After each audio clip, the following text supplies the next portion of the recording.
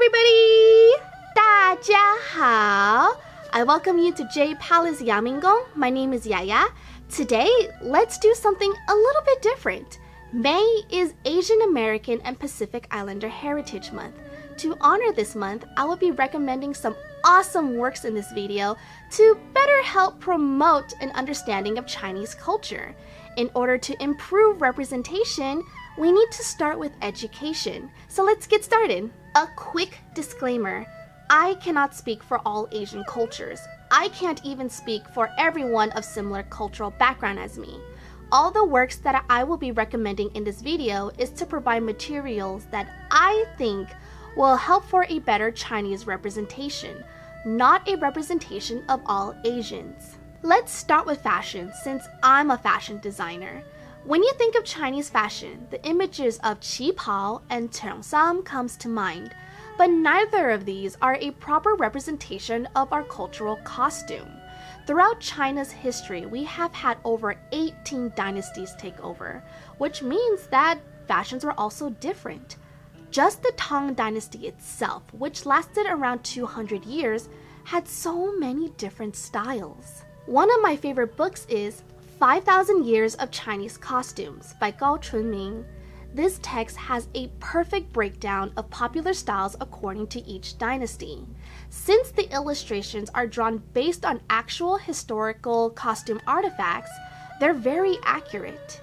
Along with the photos, there are also text written that goes into detail about how a garment is worn and the historical influences. Styles and chapters in the book are broken down dynasty by dynasty, so it's easy to see the different styles of different dynasties. Chinese Dress and Adornment Through the Ages, The Art of Classic Fashion, also by Chunming, is a great text if you want more details about other pieces that make up an outfit. This text goes into detail of hair adornments, shoes, hats, belt hooks, socks, and so on. I personally feel that this text gives you a deeper understanding of why each dynasty wore what they wore. 5,000 Years of Chinese Costumes is a great book as an intro, but Chinese Dress and Adornment has a more in-depth breakdown of the significance of each article of fashion. Chapters go by the types of adornments, headwear, upper garments, footwear, hairstyles, etc. I love this book because not only do you have an amazing detailed information, but also goes into depth into the significance of each article of adornment. It's really easy to read and understand. The final text by Ming, Exquisite Fabrics, Traditional Weaving and Embroidery Patterns in China, is huge, but it's so worth it. This tome is just packed full of information from beginning to end. Not only do you have the information in text, but also photos of the artifacts that it's referencing. This text even has information as far back as the Neolithic age. Chinese textiles always has a design on it, whether woven or embroidered. Exquisite Fabrics goes into detail of the type of symbolism behind the designs, animals, and colors, because certain rankings were only allowed to wear certain motifs. This book is more picture-heavy than the previous two that I have mentioned, but this is a good thing. The many photos allow you to see a wide assortment and variety of examples of what they're trying to explain. Many of these photos gives you a rare insight into these artifacts, as it would be impossible for normal people like us to get so close to these pieces. Photos zoom in close enough that you can actually see the weave and stitches of the textiles. One drawback about this book is that it's huge. It's very heavy. This means that it's not easily portable, but it is gorgeous as a coffee table book though. The binding is made out of a textile material and is gorgeously decorated. This is the shining jewel of my collection. A heads up though that these textbooks were not cheap. If you can get them secondhand, get them. Even better if they're less than $100 USD. But I love this series and cannot recommend them enough. If you want something simpler and overall a great read, check out Chinese Clothing by Huamei. This text is often referenced when talking about Chinese fashion. It reads more easily than the Chunming series and is definitely more portable. It doesn't go into as much details, but this book is still a great point of reference. It breaks down the standard styles of each dynasty and their characteristics, and is super easy to understand. Ancient China has always been technologically advanced. The four great inventions, 四大发明, came from our history: paper, gunpowder, the printing press, and the compass. Technological advancement has always been important to us. In 天工开物 by Song Yingxing, it features illustrations of Chinese production processes. This text has been very valuable to help historians understand how things were made in ancient times. This text goes into detail on how things work, the art of sericulture, ceramics, gunpowder, nautics, and so much more. This work was written in the Ming dynasty, so it's a great accumulation of how things worked and the process of it. The downside of trying to find this work is that there really isn't a good English edition. There is Chinese technology in the 17th century, 天工开物, that is a literal translation, but it was written decades ago that they don't go by pinyin, but by the older form of romanization. It also reads a little awkwardly as well. The Crafting of 10,000 Things by Dagmar Shaffer is the closest equivalent. But with this one, I feel that it's a little too technical and not really a translation of 天工开物. Instead, it is an analysis of Song Yingxing's work and philosophies. Chinese people love food. Food is such an important aspect of our culture.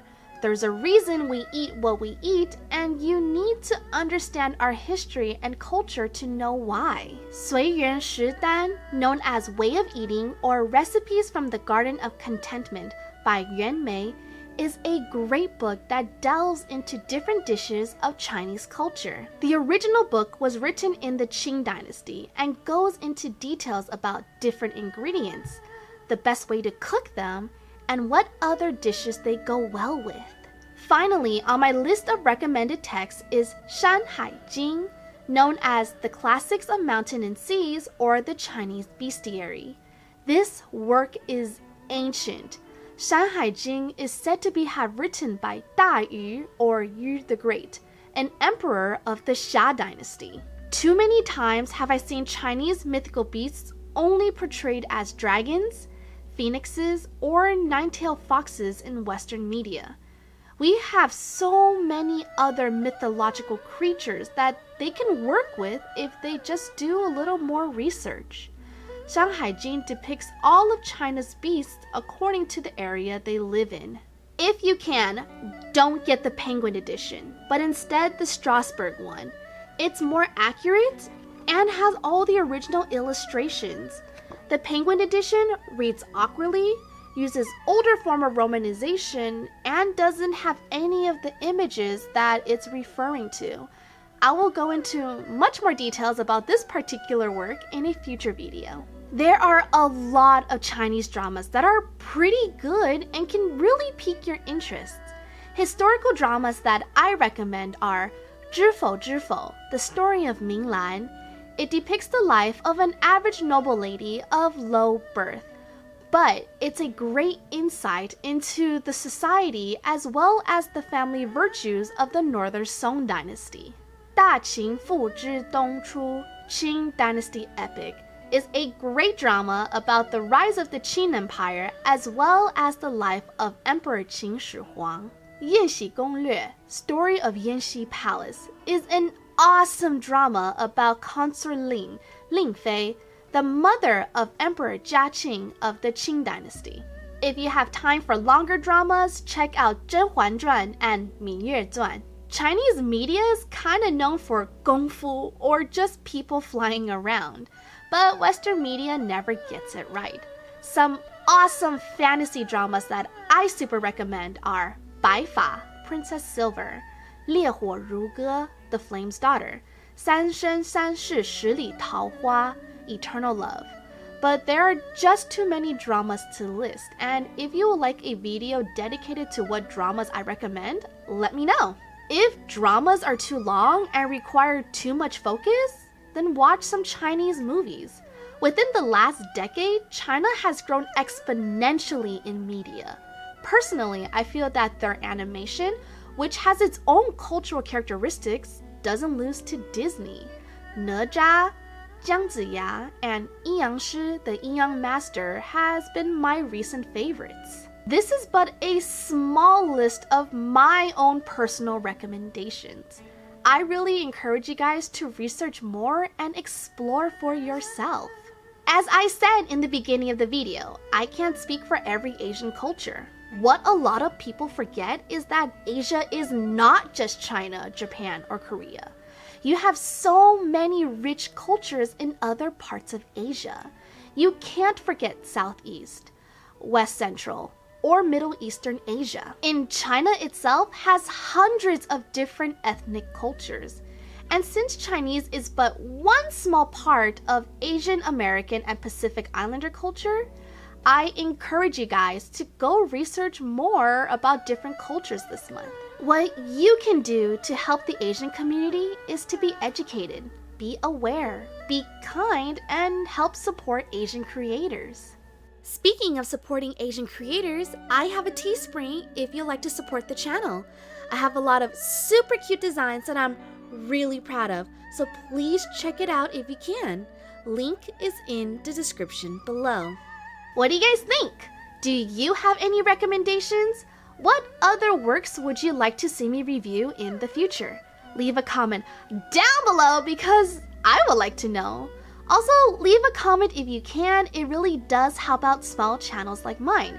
You can also let me know what topics you would like to see me cover in the future. If you enjoyed this video, please give it a like and subscribe to Jade Palace Yamingong. I would very much appreciate it. And until next time, 再见啦，拜拜。